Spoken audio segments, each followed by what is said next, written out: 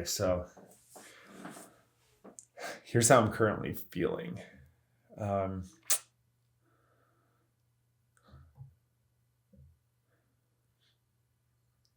all of the charts essentially confirm what's happening. There's this like seismic shift happening in the sector of quantum. So I think what's happening is you have a story of the theory, the idea, the dream becoming a reality. And that's with what you can do when you control an atom on its most basic level, which is what quantum computing is. And more or less, what you're doing is you're taking an atom, okay? Tiny atom, and at any one point in time, it can be at any point within a sphere. And this is called superposition, okay? So I'm dumbing this down as much as I can, not because I think you guys are dumb. I don't at all. I'm dumb actually. So so so we have it goes round and around, okay? But so if we can control this atom, and then we can send signal through it, or we can give this qubit, okay? The theory of the qubit is superposition, right? And it's not even theory, it's science, okay? That instead of a computer where there's an on and off switch, you have essentially a multidimensional space that you can capture with a precise instrument, and you can get readings infinitely more complicated than I/O. That means you can also more quickly arrive to an answer, right? So that's just with one qubit. So then what happens if you have 2 qubits or 4 or 8, and they're working together, and each atom, I was looking, okay, each atom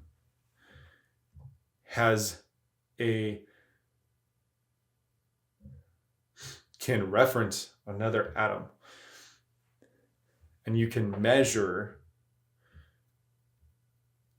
put compute through this. So instead of I/O, which has been what we've done with computers for decades, now you have I infinity.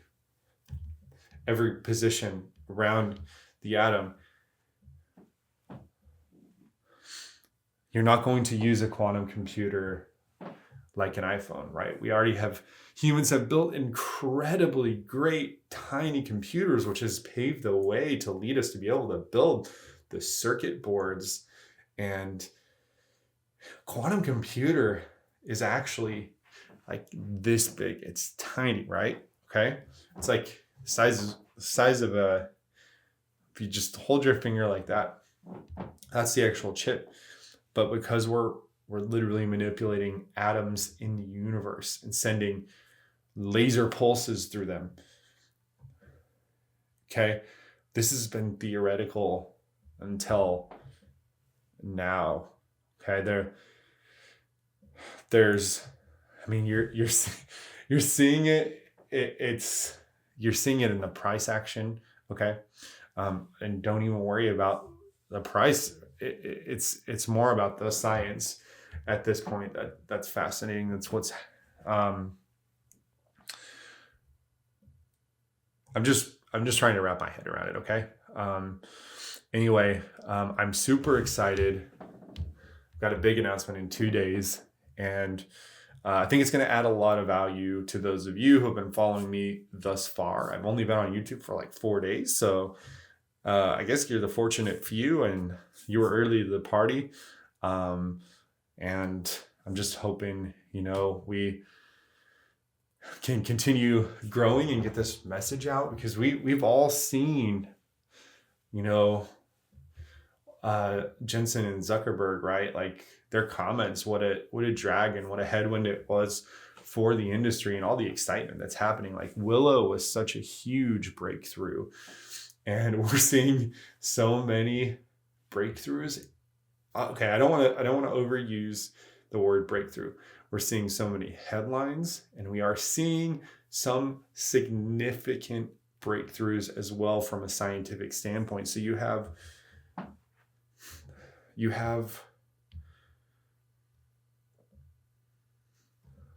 how do I explain this? You have different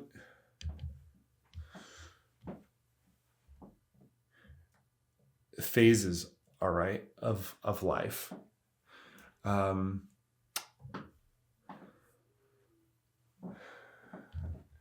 You have this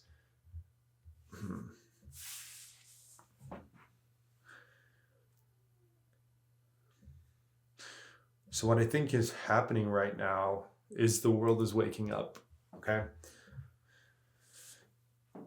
All these things that were theoretical, that maybe we could do this at some point in theory, now those things are becoming a reality. And quite frankly, while I'm super excited, I'm also a little bit afraid. That's an emotion I have about all of this. What does it mean for our security? What does it mean for encryption methods we've used for decades? What does it mean for personal information? But aside from the potential negative implications, what can it mean for drug research? If we can model a peptide and we can focus quantum computers, maximum power on modeling different potential vaccines for, let's say, cancer or a virus. Okay. What about materials? We live in an age where materials have improved steadily and significantly. You had Microsoft last week talking about how they increased the efficiency of an ion battery by 70% with a quantum computer. If they bring that to mass market, the company that brings that to mass market, that's 70% more battery for your iPhone. That's huge economic value because of a quantum computer, and it's just beginning. It's just beginning. So when Alan came on D-Wave and he said, Jensen, you're wrong. Quantum computing is now. Quantum computing is we have clients like MasterCard and Entity Docomo, okay? I remember his words because I've edited these videos. I've watched this so much that this has all been so fascinating to see this unfold. We're just at this pivotal point in human history. And we're also, this sector of what I watched closely after Jensen made the comments and the stocks crashed for quantum, is what I watched closely is how the companies responded. And really, Alan Baratz with D-Wave was the only one to come out and have a strong statement. He said, Jensen knows a lot about computers, but he doesn't know everything, especially about quantum computers. And what an iconic line. That line right there, the misunderstanding, even from a $3 trillion tech giant CEO who should know all of this, okay? Zuckerberg and Jensen are not off the hook for their statements. And they may have been thinking about a quantum computer in a big AI data center replacing GPUs and CPUs. But that's just one possible use case for quantum computers. And that's only one possible outcome. There's also the immediate, like, what are people doing with hardware and software right now to add value to human civilization in the world? And then we have the advances of AI. Okay. So something you need to know about me, and I haven't really talked much about, but I am a huge tech person. So I believe in the tech companies, especially in the US, the huge ones, their ability to innovate and make money. You saw with Microsoft that they are now quantum ready. And just the fact that they have a program, a form that a business they can go and fill out a form right now. And they're going to basically hold your hand and walk you to a quantum advantage for your business. What does that mean for you as, I don't know who you are as an individual investor, as a just a normal everyday person? What does that mean for you? Well, we already have so many quantum-based things, right? Like our watch telling time, our GPS and navigation, our flashlights and our phone. There's ways that we're already using quantum physics and quantum mechanics that make our lives meaningfully better every day. And quantum computing was honestly a tricky one. You got to get those suckers real cold, and there can be zero interference and accuracy, right? We just had that headline. Holy shit, this headline: MIT achieves 99.998% accuracy. And errors, right? And that superpositioning were a big limiting factor, because you can't rely on a computer if 1 out of 1,000 times it gets it wrong, right? And we're getting to the point where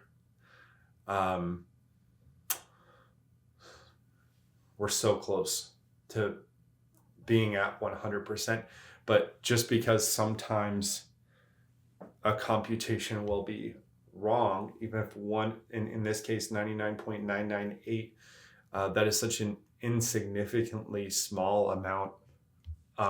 Just to put it into perspective, if I said you had a 99.998% chance of winning $10,000 tomorrow, do you think you would win $10,000 tomorrow?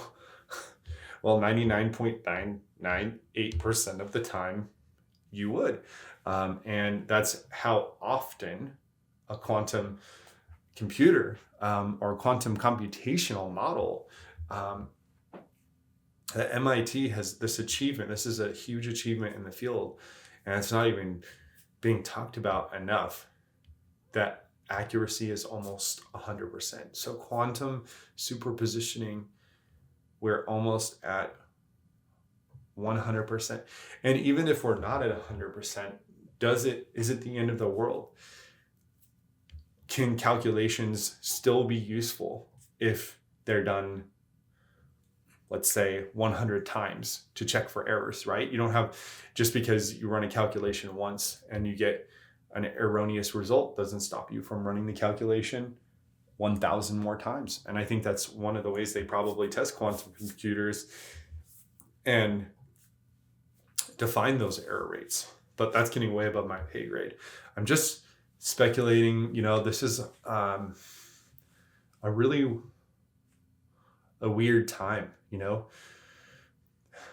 Jensen Huang's comments and Mark Zuckerberg's comments are very clearly wrong. In light of all the evidence in front of us, they had it wrong. We can look at the stocks, and we will. And all of them did fine this week. They all recovered.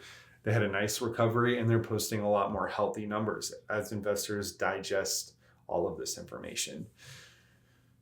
So it gets me thinking, what does this mean? And I think it means that the world is changing really fast, and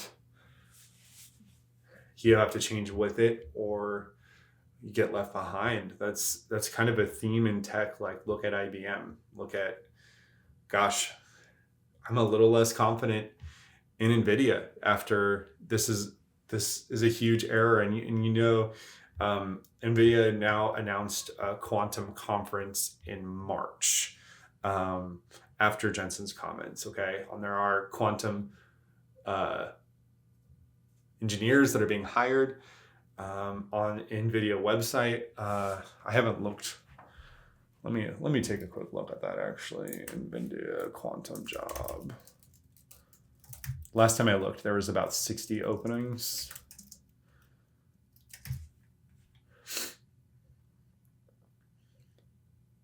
Okay, so right now, this is straight from NVIDIA's site. 11 days ago, they posted that they're hiring for a quantum computing applied research director. 30 days ago, they posted a quantum algorithm engineer. They posted a senior math libraries engineer for quantum computing today. 11 days ago, a quantum error correction research scientist, an applied science research lab monitor, senior solutions architect networking. So they don't have a perfect job search, but most of their major filters are research, sales, engineering. Oh, let's see. So they posted a job, many jobs in the last couple of weeks, even some literally today. So what does that mean?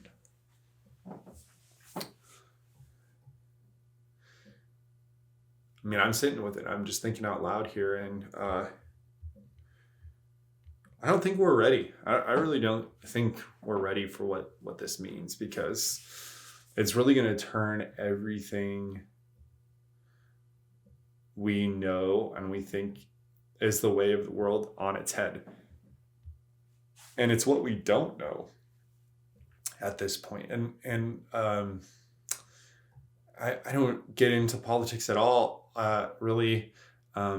It's just like in human history, also, we have a United States change in president as well. And you know that Donald Trump has said he's going to be strong on borders, and that he's talking about Canada becoming another in part of the United States, and Greenland and Panama, and you hear these things. So you have the political landscape, the massive shift in U.S. politics to a more conservative leadership, and then you have this STEM, right? This field of STEM that's so difficult to explain, right? This, like, I've just taken 20 minutes, and I have a hard time even wrapping my mind around it. But if there's one thing, it's like our current computers do IO, right? 1 0 1 0 1 0 1 0. That's how we get all our calculations. That's how we see what's on our screens. That's how we see what's on our phones. It's just a series of long inputs and outputs. But with a quantum computer, now the inputs and outputs are in superposition. So it can be somewhere and also somewhere else in the same time. That's what superposition is. I'm never going to come on here on this channel and say I'm an expert at this shit. Okay. I'm not an expert. I just have followed tech really closely for a lot of my life. I enjoy tech.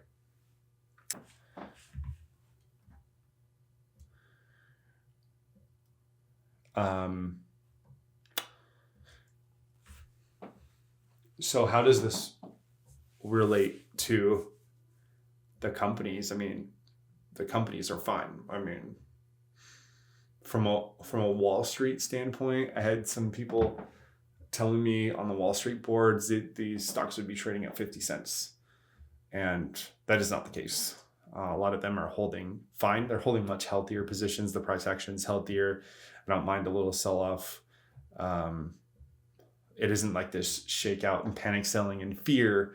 It's more like, okay, people are interested in this. There's consolidation. People are kind of holding where you were told by Wall Street, you were told by Jensen and Zuckerberg, there's nothing to this. There's no reason to have your money in this. And that's what drove my interest in doing this in the first place, because I'm like, what the hell, I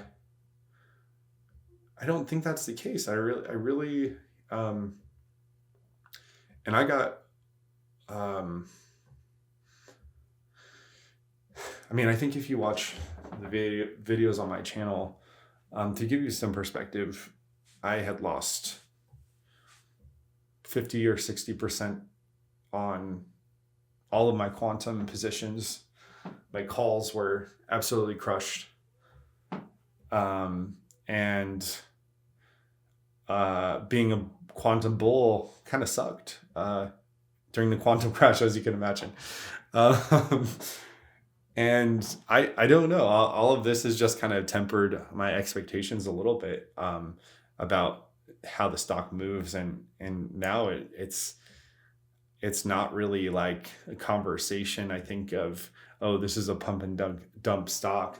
It's more of a conversation of, when are we going to wake up and we're going to see a CNN headline like, in scientific first, quantum computers cure cancer. In scientific first, quantum computers achieve X, Y, or Z. Let your imagination go wild. And what do you all think is going to happen to any quantum,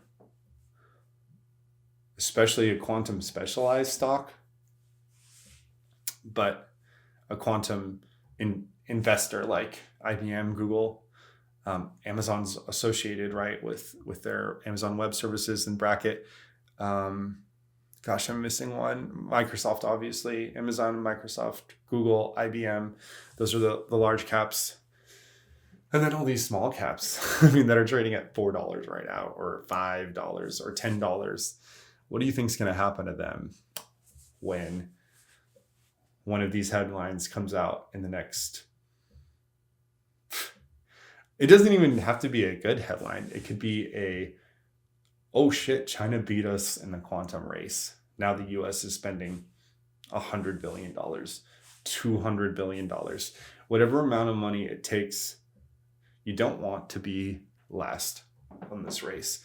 I hope the US is aware, because the last time I looked, our spending was 1/7 of China. That's not going to cut it.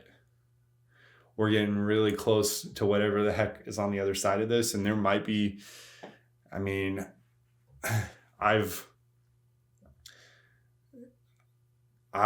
have every reason to believe that we are at a inflection point, let's just put it that way, in all of this. And it's not a matter of if, it's just a matter of when.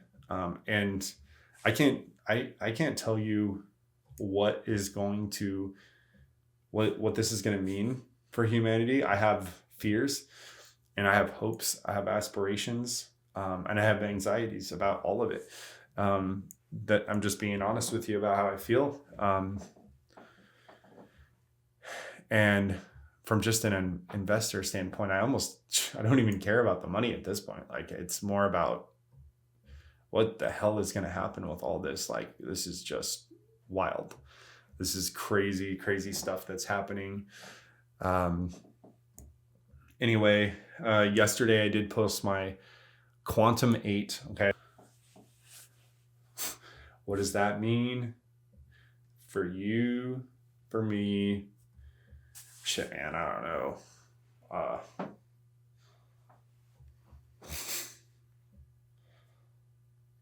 Okay, we're going to have increased government funding. I think that's super obvious right now. I just read a White House document today saying they changed their quantum plan from 2035 to ASAP. Why do you think that happens on an outgoing in administration in a formal document like that? What do you think that means? You're going to have corporate partnerships and adoptions heavily ramping. Microsoft's going to be key in this early adoption because they're going to literally hold the hands of enterprise and business to they're going to serve an important role by figuring out what the client's problem is, what their infrastructure problems are, and how they could best use CPUs, GPUs, and QPUs in symphony, okay? In symphony to solve the biggest business problems in the world. And for that matter, the problems of humanity itself. What you've seen this week is nothing short of remarkable.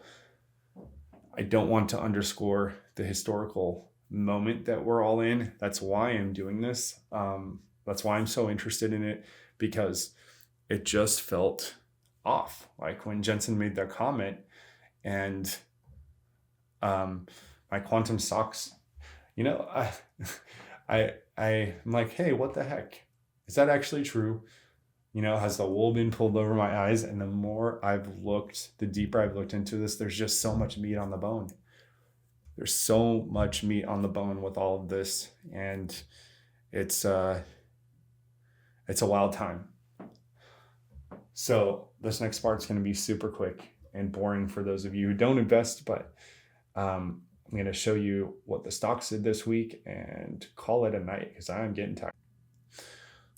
All right, let's jump in to price analysis. And I'm just, it's all in the chart here, right? Like I can give you the technicals, but what do we have? Okay. This is every quantum stock is going to follow a similar pattern. We're going to look at the, I don't pay for the premium.